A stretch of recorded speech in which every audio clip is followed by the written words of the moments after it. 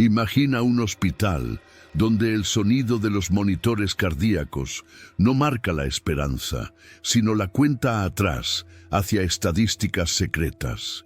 En este vídeo, abro las puertas blindadas del Hospital San Marcos, el silencioso líder en muertes en minutos, la UCI, y expongo cómo fármacos experimentales, historiales clínicos adulterados y pasillos incendiados conforman un esquema tan lucrativo como letal. En tan solo 30 segundos verás pruebas inéditas, escucharás testimonios de familiares amenazados y acompañarás, paso a paso, la noche en que me convertí en objetivo de la misma jeringuilla que denuncio. Quédate hasta el final y descubre quién decide realmente quién vive y quién muere tras esos muros lavados en cloro y miedo. ¡Atención! Todos los nombres de personas, lugares e instituciones han sido cambiados por razones de privacidad y seguridad. Debería haber sospechado cuando ningún enfermero levantó la cabeza para recibirme en la húmeda recepción del Hospital San Marcos. El acre olor a desinfectante quemaba la garganta, pero no lograba ocultar otra nota, leve e insistente, a sangre vieja. Sobre el mostrador, pilas de historiales amarillentos parecían suplicar o denunciar. 4 fallecidos en la última madrugada, me susurró una empleada mientras estampaba sellos en papeles sin mirarme a los ojos, como si cada sello fuera una condena irreversible. Me llamo Levi, y cuando atravesé la puerta doble de la UCI, el mundo pareció detenerse en cámara lenta. Los monitores cardíacos parpadeaban al unísono, formando una sinfonía de pitidos ansiosos que resonaban por los pasillos helados. En las camas, los pacientes sedados parecían náufragos sin mar, aferrados al tenue hilo de la respiración mecánica. Entre ellos, un médico de bata impecable anotaba cifras con la frialdad de quien escribe en una columna de gastos, no en vidas humanas. Noté que no se permitía la entrada de ningún visitante aparte de mí. Carta blanca concedida por la Fiscalía tras mis reportajes sobre las muertes inexplicables. La herida abierta se revelaba en los detalles. Bolsas de suero caducadas, jeringuillas abandonadas en cajas improvisadas, alarmas ignoradas por manos distraídas. Era imposible no sentir el estómago revolverse ante la negligencia amparada por protocolos falsamente relucientes. Yo había venido en busca de respuestas estadísticas, pero encontré fantasmas respirando bajo sábanas ásperas. Cada paso hacia adelante era, al mismo tiempo, una investigación y una confesión de lo que quedaba de mi propia fe en el sistema de salud. Antes de salir, me giré hacia la puerta de emergencia y vi a 2 camilleros empujando silenciosamente un cuerpo cubierto con una sábana azul añil.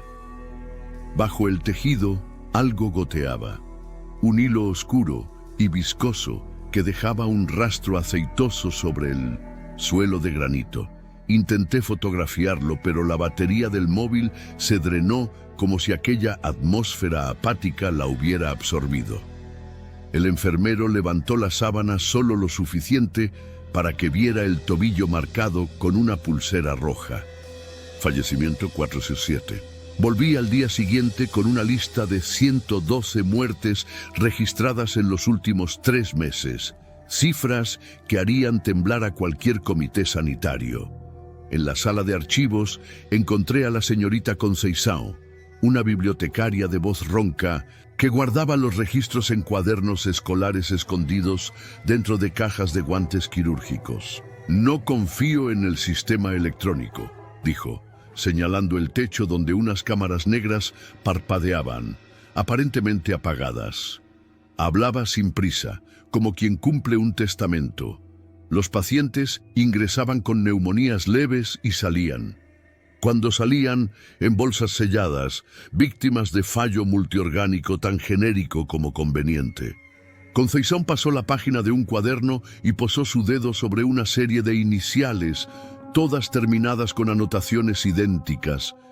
MD13. Le pregunté qué significaba ese código. La respuesta llegó en un susurro que me heló la sangre. Medicamento D13, uso restringido. Lo llaman adyuvante, pero yo jamás he visto una prescripción formal. Antes de que pudiera preguntar más, unos pasos rítmicos resonaron en el pasillo. Ella me empujó fuera de la sala, cerrando la puerta apresuradamente, el pestillo temblando como un corazón en taquicardia. Me quedé apoyado contra la pared fría, anotando cada detalle en mi libreta de reportero. Sobre mí, un cuadrito motivacional exhibía la frase «Cuidar es respetar la vida», en crudo contraste con las estadísticas que pesaban en mis bolsillos. Cuando finalmente logré recomponerme, noté que el pasillo conducía a una ala clausurada con cintas amarillas. No había vigilancia. Entre las cintas se percibía un fuerte olor a éter, delatando la reciente presencia de productos químicos. Pensé en retroceder, pero el periodista en mí avanzó, consciente de que cada segundo perdido allí podía costarme algo más que el trabajo. Al empujar la puerta de vidrio esmerilado, encontré un laboratorio improvisado, frascos sin etiqueta, congeladores portátiles y una pizarra blanca repleta de curvas estadísticas ascendentes. En el centro, sobre una bandeja metálica, reposaba una jeringa llena de un líquido ámbar, identificada como D13, lote 396B. Tuve la clara sensación de estar frente al eje de la maquinaria mortal que convertía personas en cifras. Antes de poder registrar la escena, las luces parpadearon y se apagaron, dejándome envuelto en oscuridad y en el zumbido distante de los respiradores fallando. En los pasillos mal iluminados, encontré a doña Eloísa, madre de un joven de 27 años que había fallecido allí 2 semanas antes. Ella llevaba una carpeta de plástico donde guardaba exámenes contradictorios e informes manchados de café, papeles que nadie quiso tramitar. Temblando, contó que su hijo había ingresado con una crisis asmática moderada, pero había recibido un tratamiento intensivo profiláctico. Aquella noche, su presión arterial cayó en picado sin explicación y ningún equipo respondió a las alarmas sonoras. Cuando me dejaron entrar, su rostro estaba azul, dijo, mirándome como si pudiera devolverle el tiempo. Grabé su testimonio, pero ella insistió en permanecer anónima. Amenazan con denunciar a quien difunda rumores. El miedo a las represalias era tan denso como el aire saturado de cloro. Otros familiares aceptaron hablar siempre y cuando nos reuniéramos en el aparcamiento, lejos de las cámaras internas. Se repetían las historias sobre medicamentos misteriosos, cambios de historiales clínicos y desaparición de pertenencias, como si, además de la vida, el hospital también les robara su última dignidad. El patrón emergía con la claridad de un bisturí bajo la luz. De regreso a la redacción, envié solicitudes de información a la dirección del São Marcos y a la Consejería de Salud. Recibí respuestas burocráticas. Todos los protocolos de seguridad están siendo rigurosamente cumplidos. Sin embargo, cada noche me llegaba un correo electrónico anónimo conteniendo copias de informes internos, donde se observaba que la letalidad se había triplicado tras la adopción experimental del medicamento D13 en estudios in vivo. Los autores alegaban no haber encontrado efectos adversos significativos, a pesar de los gráficos salpicados de cruces rojas, cada una representando una muerte en la UCI. Sintiendo que el cerco se estrechaba, decidí confrontar al director clínico, el doctor Alencar, una figura venerada en congresos de terapia intensiva. Concerté una entrevista a las 7 de la mañana, pero cuando llegué a su despacho, encontré la puerta entreabierta, el lugar revuelto y archivos esparcidos como cartas de un tarot siniestro. Sobre la mesa, una sola hoja de papel. La verdad es contagiosa. Protégete.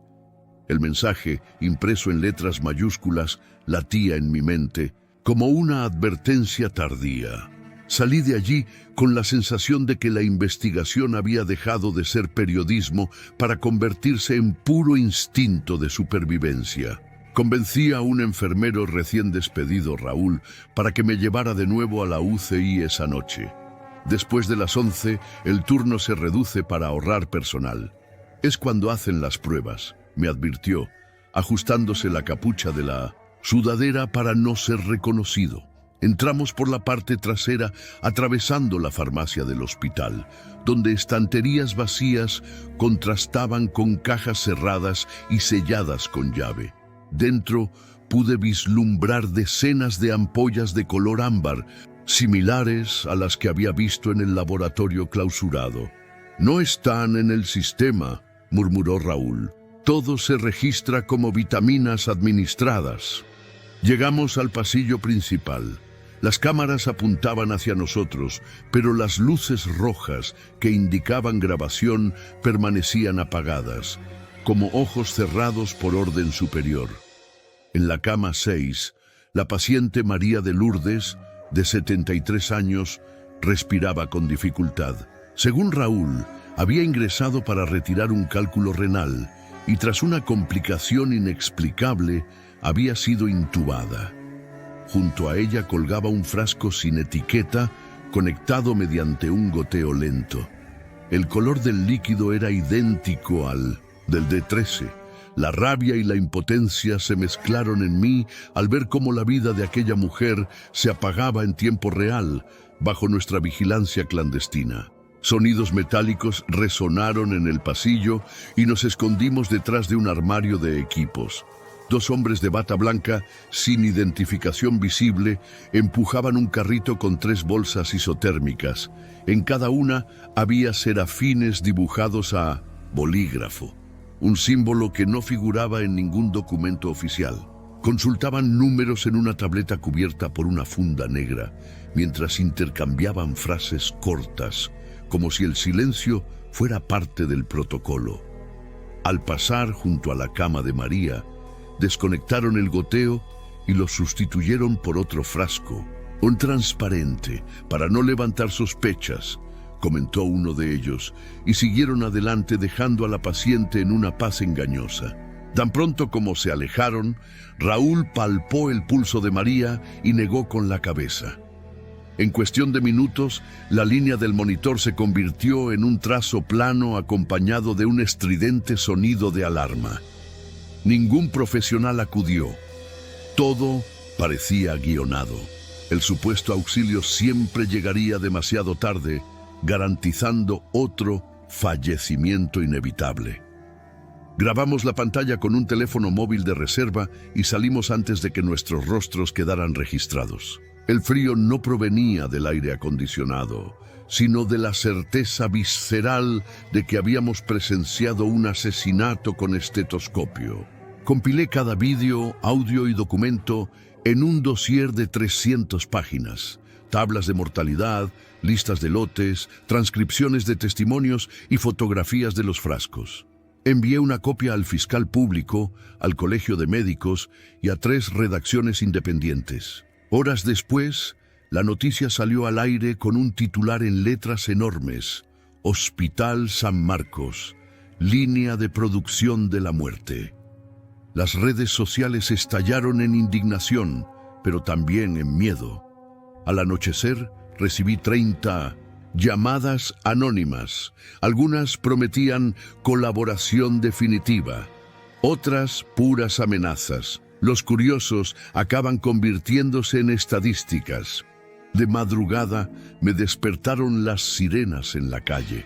Desde la ventana de mi habitación de hotel vi llamas devorando el ala clausurada del hospital. Los bomberos luchaban contra el fuego mientras los curiosos grababan con sus móviles. El resplandor se reflejaba en la fachada de cristal, como si quisiera incinerar también la memoria de cada vida perdida allí dentro. Pensé en el material ya publicado y sentí un breve alivio, rápidamente reemplazado por el miedo. ¿Qué pruebas habrían sido consumidas por las llamas y quién había encendido la cerilla. Media hora después llegó a mi correo electrónico un mensaje cifrado.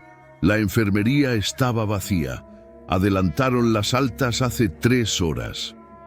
Una explosión controlada, montada para borrar huellas. La tesis del incendio por negligencia sonaba perfecta para los informes oficiales. Mientras escribía una actualización para el sitio web, la luz de la habitación parpadeó. El portátil se apagó solo. Al volver a encenderse, mi dossier había desaparecido, sustituido por un archivo de texto escueto. Fallo crítico, copia de seguridad inexistente. En un impulso casi primitivo, corrí al baño y vomité. Todo mi cuerpo temblaba, no solo por la pérdida de meses de investigación, sino por la conciencia de que ellos iban un paso por delante. Aún me sujetaba al lavabo cuando vi la mancha marrón oscura en el espejo, letras dibujadas con algo espeso que goteaba lentamente. D13. El terror me dejó paralizado. No quedaba duda, había dejado de ser un observador para convertirme en un paciente potencial. Fui a buscar refugio en la casa de Raúl, pero al llegar encontré la puerta forzada y el interior devastado. Había señales de lucha y salpicaduras secas de sangre en el suelo, pero ningún rastro de él. En el centro del salón, sobre la mesa, descansaba una caja de poliestireno. Dentro, un frasco de vidrio ámbar intacto, con una etiqueta escrita a mano. Dosis de cortesía. Uso único. Debajo, una nota. La vacuna contra la verdad está lista. Administrar antes de que el pánico contagie a la ciudad. Sentí el pulso acelerarse. Querían convertirme en la pieza final de una narrativa controlada. Periodista enloquece, muere por sobredosis experimental, caso cerrado. Mientras marcaba el número de la policía, noté luces azules reflejándose en las paredes. Las patrullas ya estaban allí antes de que terminara la llamada. 3 agentes entraron con las armas desenfundadas. Expliqué quién era, pero sus rostros no mostraban reconocimiento alguno, solo una ejecución mecánica del deber. Recogieron el frasco con guantes quirúrgicos, lo etiquetaron y me escoltaron hacia afuera, diciendo que era una testigo imprescindible. En el coche, el silencio solo se rompía por el zumbido de la radio, que informaba sobre el accidente del incendio y la ausencia de víctimas en el São Marcos. Los agentes no apartaban la mirada de la carretera, como si conducir fuera un mantra de supervivencia. La patrulla no se detuvo en la comisaría. Tomó la vía rápida y siguió hasta la entrada lateral del hospital, ahora cubierta de hollín, pero todavía operativa. Orden superior, informó el policía, abriendo la puerta para que bajara. Dentro, los pasillos olían a humo reciente mezclado con cloro. Nuevos monitores sustituían a los carbonizados. Cada paso resonaba como un martillo sellando una sentencia.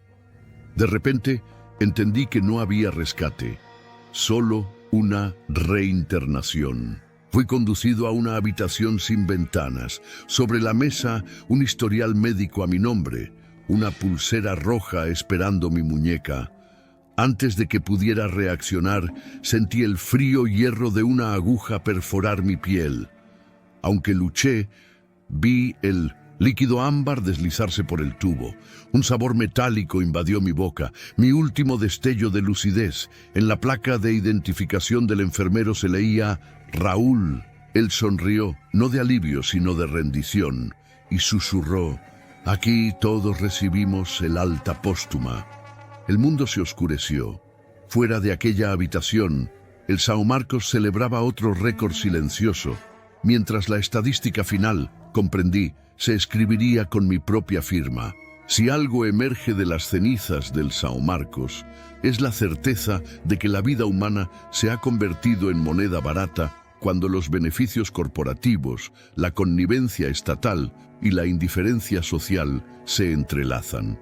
Esta investigación no trata solo de un hospital que mató más de lo que curó, sino de la apatía que permite que estos muros de cloro y silencio prosperen.